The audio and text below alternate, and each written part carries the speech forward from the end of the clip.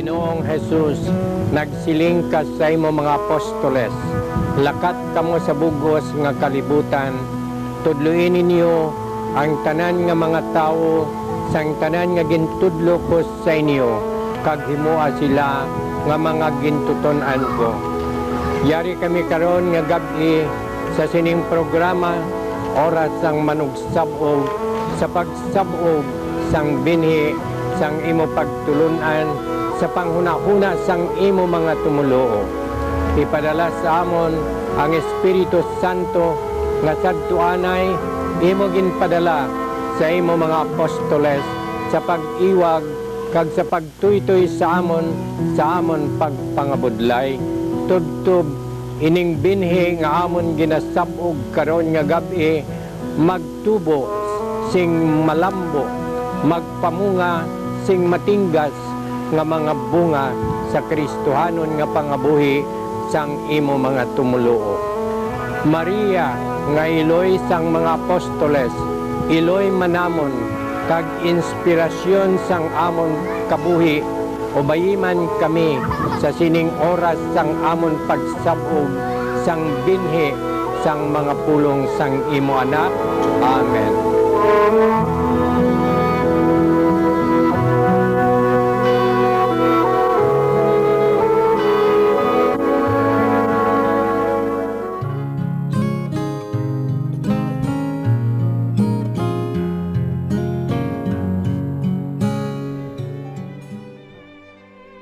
Ang pagbasa sang santos nga ebanghelyo suno kay San Marcos, ang mga apostoles nagbalik sa kay Jesus, kag insugiran nila siya sang tanan nga ila nahimo kag napanudlo.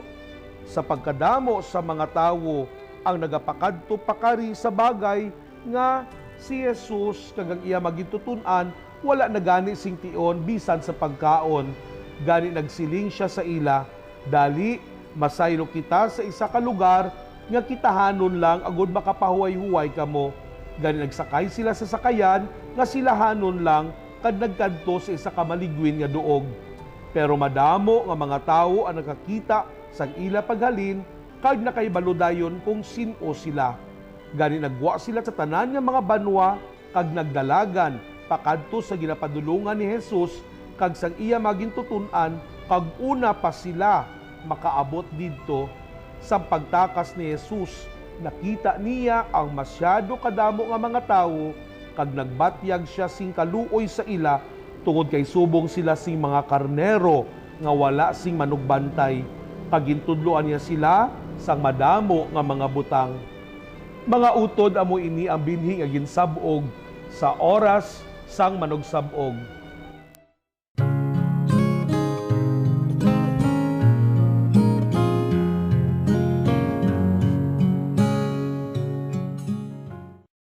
Si Jesus nakahibalugid nga kinahanglan sang iya mga disipulo ang magpahuway matapos ang makapoy nga pagtatap sa mga tawo nga nagakinahanglan. Kinahanglan ang pisikal nga pagpahuway para matipon liwat nato ng aton enerhiya kag makaserbisyo naman kita liwat. Kay kon kapoy ang aton lawas, nagakadula man ang aton gana sa pag-obra. Sa aton ebanghelyo aton nabatian nga naghambal si Jesus sa iya mga sumulunod nga magpahuway sila sa maligwin nga lugar. Ang pagpahuway wala lang na base sa pisikal nga pagpahuway, kundi amo man ang spiritual nga pagpahuway.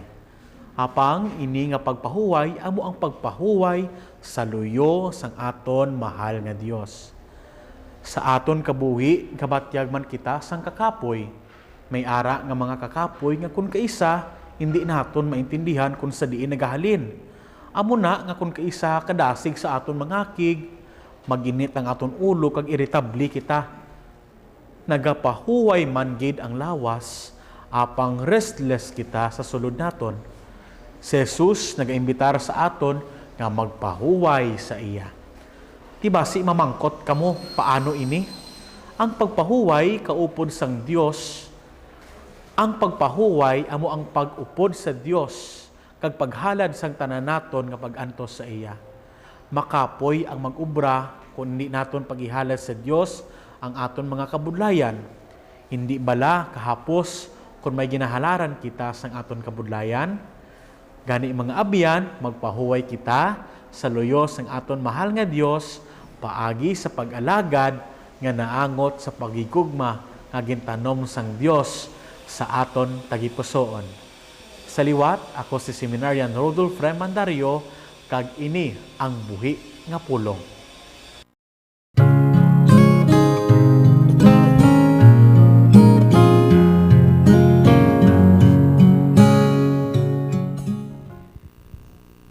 Welcome back diri sa aton palatuntunan ng oras ang manugsabog diri sa buhi nga pulong ini sa Elsa Subong malipayan nga pagtamyaw sa inyo tanan. Now kung nadumduman ninyo ang tuig antes sinis ang aton na 500 years no of Christianity in the Philippines, lansar naton kag ginsaulog, gin-celebrate ang Year of Ecumenism, Interreligious Dialogue, and indigenous peoples. The only thing is that while we are at the momentum of celebrating it, sumulod si COVID-19. That is why ang tanan nga face-to-face activities, kung tani, nga amo gid ang katuyuan sining interreligious dialogue and ecumenical activities, di syempre na put on hold. We are looking forward na bisan na mo sining sitwasyon naton with the COVID-19 pandemic, we still are trying to reach out not only to our own communities but to various communities, hoping na in the midst of the pandemic, strengthened ang aton nga relationship in the faith. Now, I'm happy to have again Reverend Jerlo Harupilio of the United Church of Christ in the Philippines joining me here, and we will be discussing ano bala ang relevance ng interreligious dialogue, ano ini ka-importante, and how are we supposed to do it even in the midst of restrictions. Reverend Jerlo, hello. Yes, good day Yeah. sa kay Tita Elsie kag sa aton nga mga followers Yes. sa katikismo sa kahanginan. My presence here is a concrete manifestation of our ecumenical partnership. Yes, that's true. No. Amo na ganing in the midst of this, I really was trying to, or had been trying to reach out to you to have you back in the program, because I'm sure nga with this basi pa lang manong nga with the grace of God, ma-inspire naton ang aton nga mga kaupod, ang aton na mga tumuluo, ang aton mga pumuluyo. Now, paanong pangabuhi, Reverend Jerlo?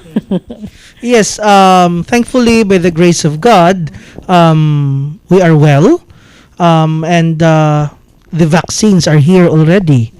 And dugay na naton inigi na pangamuyo. Kag it makes us feel safe. But not everyone, but we are still in the process Yes. of promoting this. And muna ang kasimbahanan naton, ako man mismo, may sense of hope na kita Yes. because of this presence of the vaccines. Yeah, by way of reintroducing ourselves again, and in the spirit of interreligious dialogue and ecumenism, ano gani ang UCCP? Oh yes. UCCP stands for United Church of Christ in the Philippines. This is a member of the mainline Protestant denomination, tracing our roots from the Reformed faith, 16th century Reformation. So the UCCP is an integral part also of the one holy Catholic and Apostolic Church of Jesus Christ. This is the four marks of the church. But our tradition is Reformed. So we adhere to the tradition brought by or influenced by Calvin, Luther, Wesley, and other reformers. But the Holy Father, ever since, especially Pope Francis, has always been emphasizing nga wala barriers ini nagkalain-lain nga mga relihiyon, denominations, or sekta. In fact, naghambal siya gani nga our faith and our means of reaching out is not that of conversion per se, but of establishing in the footing of friendship a very good relationship among these groups. How do you look at it, Reverend? Yes, Jerlo? we welcome the ecumenical spirit of the Holy Father Francis, and not just Pope Francis, but starting Vatican II. Yes. The Roman Catholic Church opened her doors for the new ecumenism. And it paved the way for dialogue. It paved the way for cooperation as we work together, our churches work together Yes. to serve the people. Yeah. And we have been seeing manifestations about this, no? Kung tani ko napadayon lang naton ang mga celebrations naton for the year of ecumenism and religious dialogues, tani nakita gid naton siguro ang concrete and actual cooperation of all our churches in kung hindi man sa Pilipinas, sa ato na lang archdiocese, no? After that, after sang pandemic, nag-restrict sa aton of face-to-face encounters. Anong mga nagkalatabo sa aton, Reverend Jerlo? Yes, as far as I can remember, before nag-pandemic, ang last naton nga activity was in Ateneo. Launching. The launching of the Year of Ecumenism. And the presence of religious leaders were there. From the Iglesia Filipina Independiente. Yes. Naka-guest ko na dito. Yes. United Church of Christ in the Yes. Philippines. Ako. From the Islam community. And I think the Roman Catholic, of Yes. course, kamo nag-host. And indigenous And the indigenous people. people. Oo, mga tumandok naton. So that was our in-person activity. Nga, Yes. damo gito mga youth. Puno ang Coliseum. Yes, because that was also the culmination of Year of the Youth. Year of the Youth. That's so right. ginadungan ang launching Yes. of ecumenism. And the good Archbishop was there to grace the event. Full force ang kaparian na That's nato, right. no? That's Now, but even before that year, no, may ara na kita aspects or forms or elements of ecumenical dialogues Yes, among our I've been churches. working with the National Council of Churches in the Philippines and her regional ecumenical formation, diri sa Western Visayas, is the Western Visayas Ecumenical Council. And we've been working together with the Roman Catholic Church. Particularly, nag-start ang akon advocacy sa ecumenism sang si Archbishop Angel Lagdameo. Yes. I used to go up sa iya office. Wala pa pandemic, of course, no? Oo. Nag-dialogue kami, meeting kami, Yeah. together with other seminarians, St. Joseph, St. Vincent, Mill Hill, That's why you were CPU, among the- and even sa Aglipa. Yeah, that's why you were among the popular figures na napili, to join that That's right. launching. Yeah, I remember. Kay dugay it. na ang kilalahay, dugay na ang partnership. May footing of friendship na kamo with our There's young priests yes, also. there's the element of trust. Yes, element sa of una, trust, seminarista pa sila. respect, So, okay. mga pare na sila. Yes. Kag tinagilitay naman gani kamo, no? Every now and then, I think you were working. And then, what else, no? Kung ang UCCP, I mean, in the midst man of all these ecumenical activities and dialogues, how do you relate with the Catholic Bishops' Conference of the Philippines? Yes, there is what we call the EBF, Ecumenical Bishops Conference. EBF, so ang UCCP bishops are all members of EBF, and even the Episcopal bishops, the Lutherans, the Aglipayans, and the Roman Catholics. But not all Roman Catholic bishops are members of the EBF. But aside sa EBF nga fellowship nila, ang National Council of Churches in the Philippines may partnership na siya sa CBCP. Together with PCEC, Philippine Council of Evangelical Churches. Kami nga mga United Church, member kami sa National Council of Churches in the Okay. Philippines. Ang NCCP is a mainline groups of non-Roman Catholic and Protestant churches Correct. within the Philippines. Nag-partner na siya sa CBCP, especially sa mga issues on poverty, issues on human rights, Yeah. issues on Justice. and even integrity of creation. Integrity of We work creation. together. Yeah. So at least our people should also know that, no, kay ba mo kung ka-establish sa aton man pagtuo, kung ang pamatyagan mo isa ka lang, ikaw lang bala, pero kag wala kaya naga-feel friendship and solidarity with other people in other religions or denominations. Sometimes ang feeling mo lang so that is where you begin to be self-centered, That's right. to be less generous, Oo. and to be lacking in trust And sa sige, iban. yes, And tita. how can you live life purposely and beautifully with that, no? It's quite hard to live as an island. So we are created to commune with each other. We share the same humanity. And we are not just the same Filipinos, but we have the same one baptism, one faith, And one God. and one God. That's So right. tani ang amo na no kay I am trying to look at it this way because ang pandemic nga ni mahambal man naton nga wala niya gapili relihiyon mo no, wala man niya gapili kung ano nga sekta or denomination or anong pagtuo mo. So naga-call man ini sa aton to call on our one big faith no in one God. Now we can work together and address this. Kaya I don't think na only one sect will have the solution or will have the coping strategy in the midst of this pandemic. Kaya sa isa ka community o sa isa ka parokya, iba-iba man na ang pagtuos ang tao.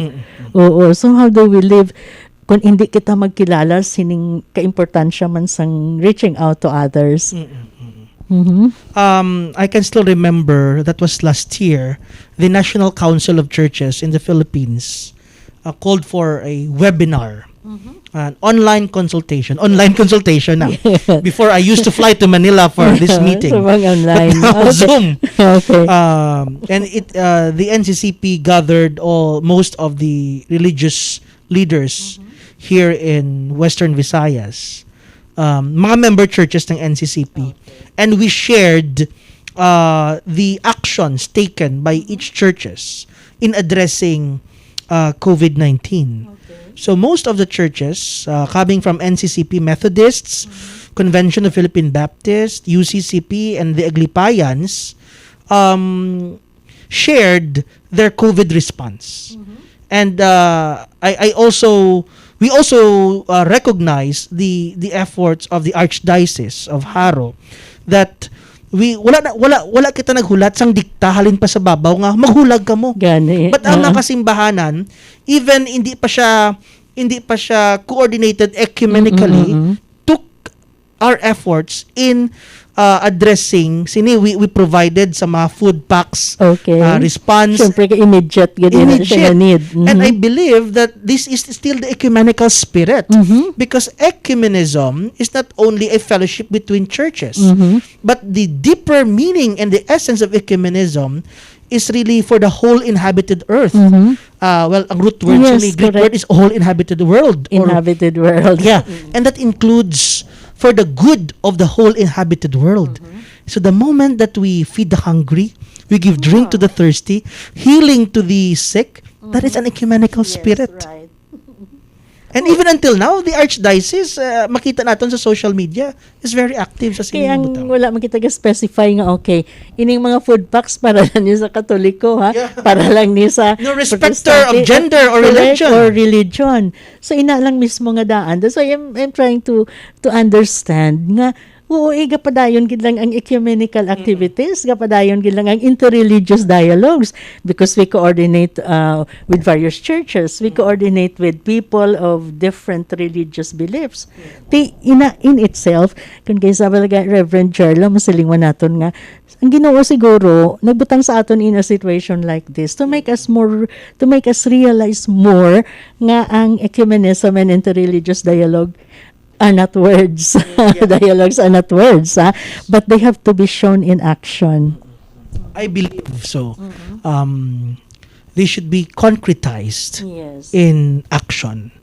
Amo ina nga there's a importante gid ang partnership. Importante ang dialogue that we should be intentional enough in translating this biblical mandate in serving the people into concrete programs sa aton mga kasimbahanan.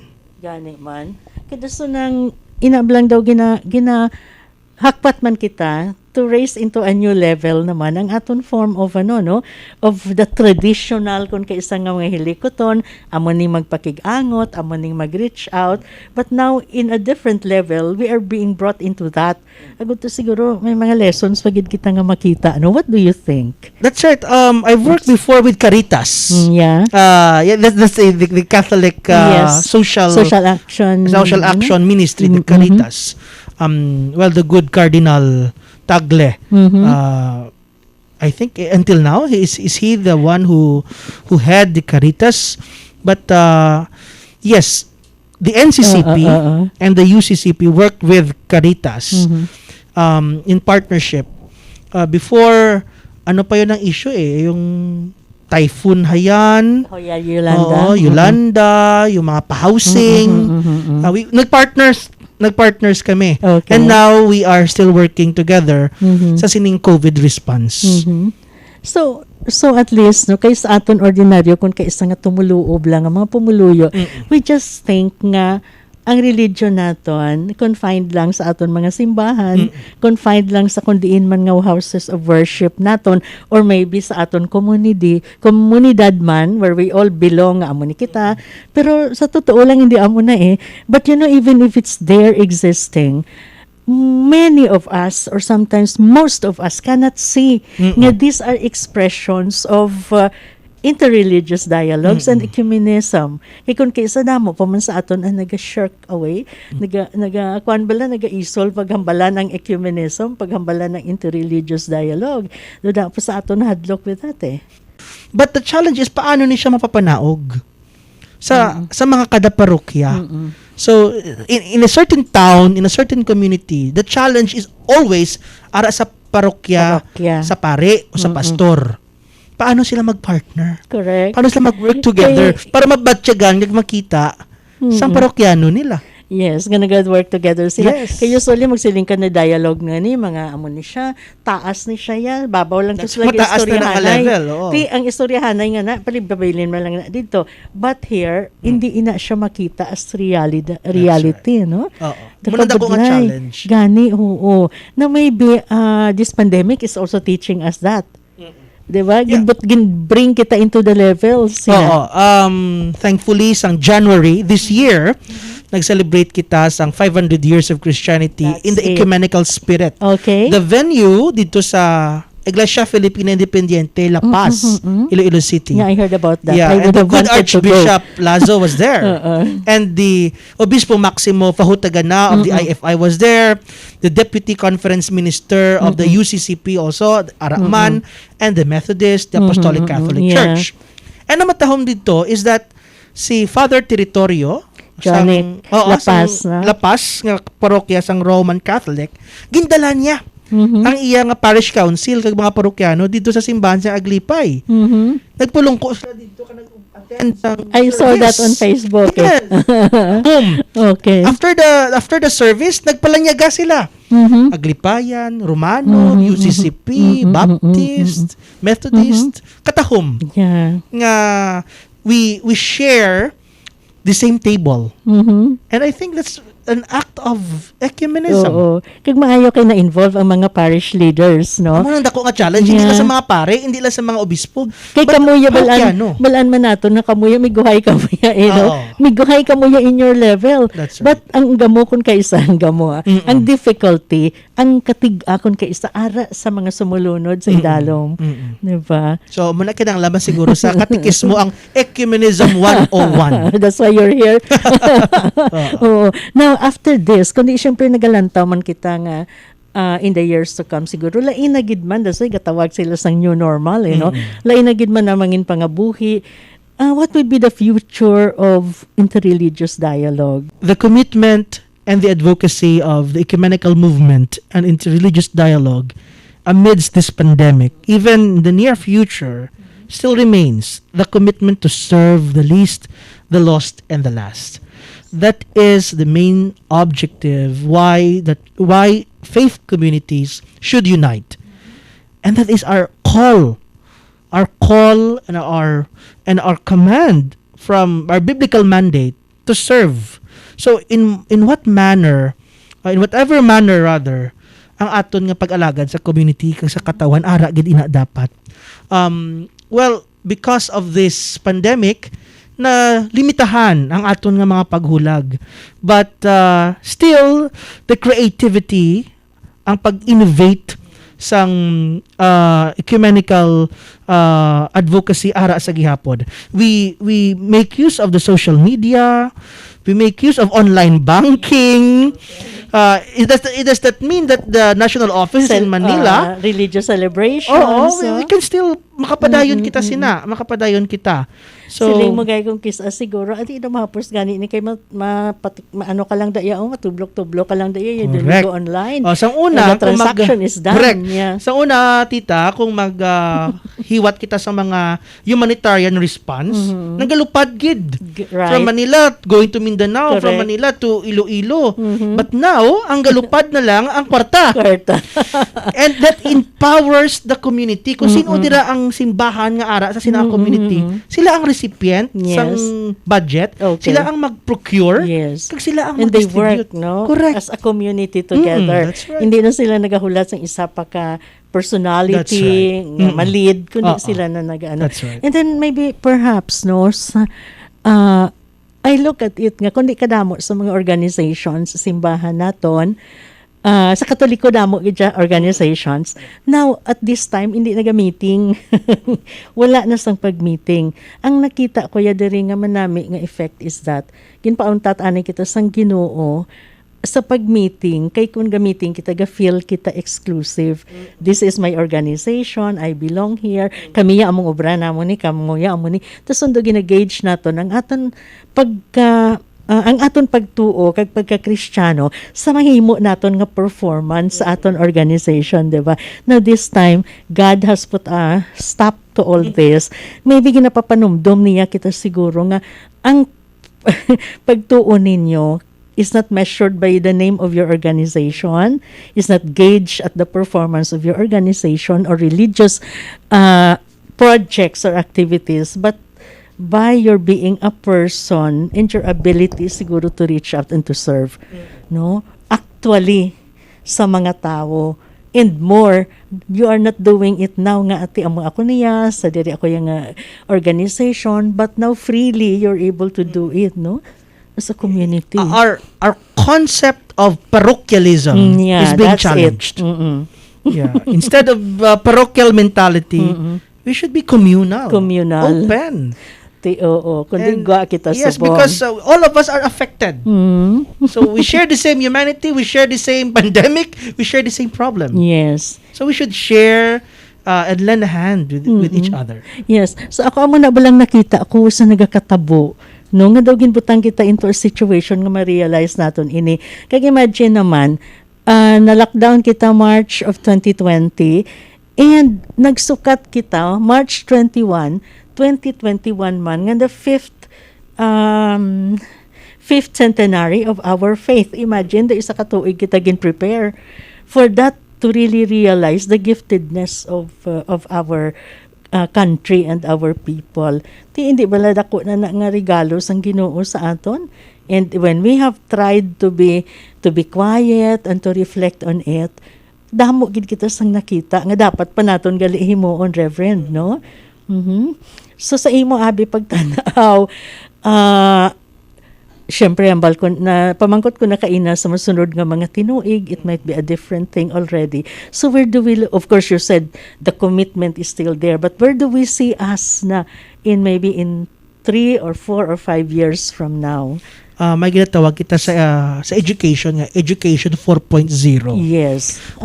Education 4.0. 4.0. Okay. It's the age of industrialization. Yes. And the age of technology as a mode for instructions. Okay. Nowadays, pwede man natin siguro matawag nga ecumenism 4.0 or Mission 4.0 and even raise it to 5.0. Okay. That's a challenge.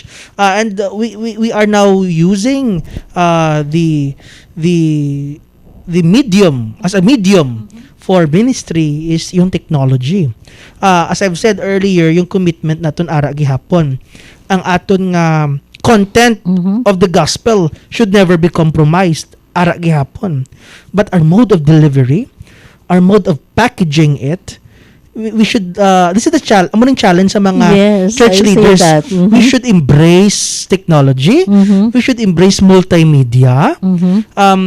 2-3 years from now or more, dapat ang simbahan naka-move forward. They should be included in the curriculums of our seminaries.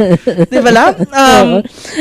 Nga sa seminary, tudloan lang kita mag-interpret ng Bible, tudloan kita mag-misa, tudloan kita mag-Christian education, but ang social media, But to package the content that yes, we it's have. a challenge. Because we have a beautiful story to tell. That's And we right. have to tell it well. So I think there's a call for curriculum review even in the seminaries. Correct. Sa mga rektor ang nagapalamati, no?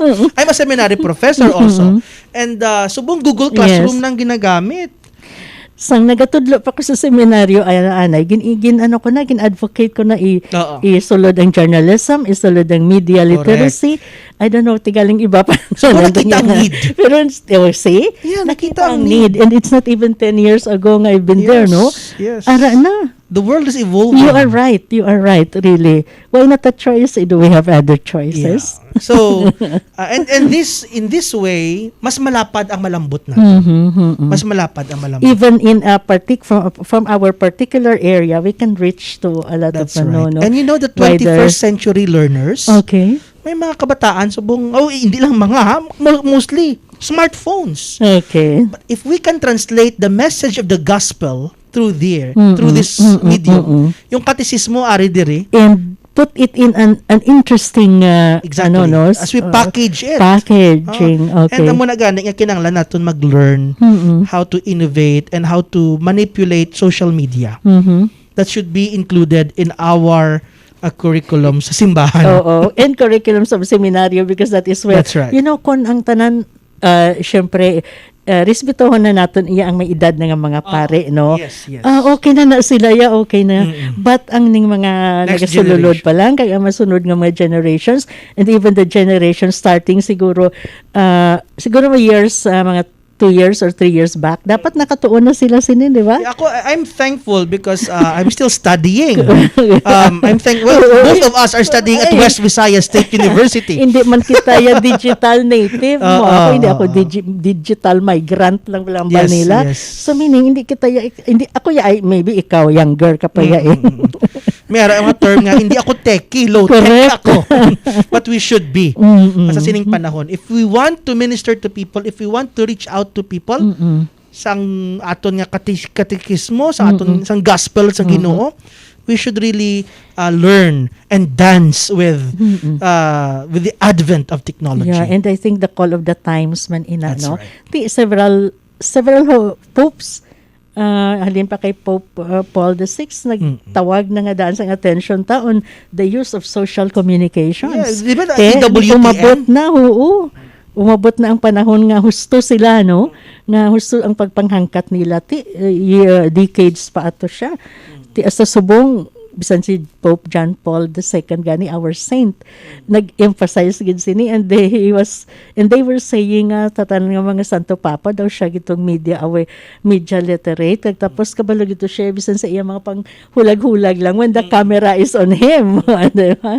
Oo. So tanan man dapat, no? And I think damo sa aton mga pastors ang mga manami magwali, so they should be on the Social media. on the live stream aton mga pare kay kanugon sang gift of homily, gift of pag homily, gift sang paghambal, kay may ara gid man niya mga gifted, no? Tibi sa hindi pa gani gifted, gaabot lang na kun Importante man ang ginatawag content. na sang Ginoo.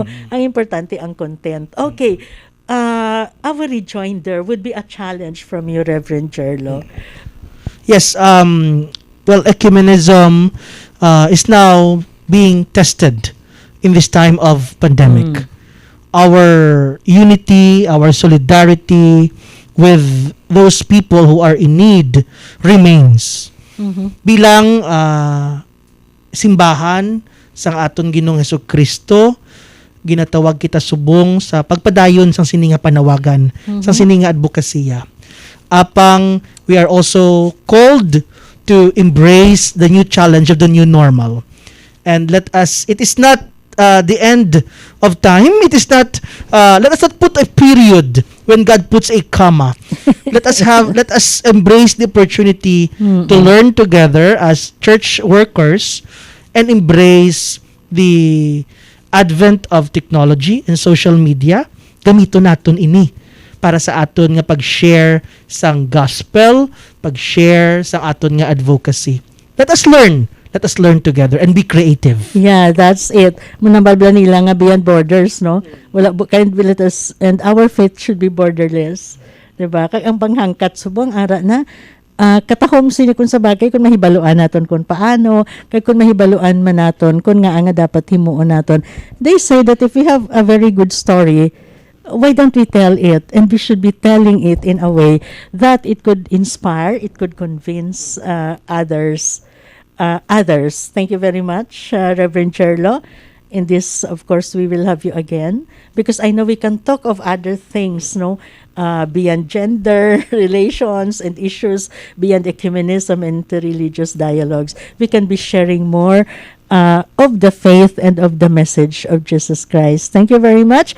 We wish you well and congratulations and good luck. Kabay pa magkita kita around, no, in our as we seek siling mo to continue because God does not put a period on our faith and on our lives. Thank you very much. Diri sa oras ang manugsabog sa buhi nga pulong si Elsa Subong. Salamat sa imo, O Dios nga may nga nagtugas sa amon. Salamat sa imo, O Dios nga anak nga nagtubos sa amon. Salamat sa imo, O Espiritu Santo, sang imo pag-ubay kag pagpasantos sa amon. Salamat halangdon nga Santissima Trinidad, sang mapuslanon kag mabinungahon nga kabuhi nga imo ginhatag sa amon karon nga adlaw kag sa tanan nga adlaw sang amon nga pagkabuhi. Karon umabot na ang oras sang amon pagpahuway sa imo mga kamot halangdon nga Santissima Trinidad, amon ginatugyan ang amon lawas kag kalag. Kung may mga sala kami nga nahimo batok sa imo kabubuton, patawara kami. Ipadala ang imo anghel nga manugbalantay sa pagbantay sa amon mahamuok nga katulugon, tubtob nga magbugtaw kami liwat sa pagdayaw sa imo kag sa pagpangabuhi suno sang imo santos nga kabubuton. Amen.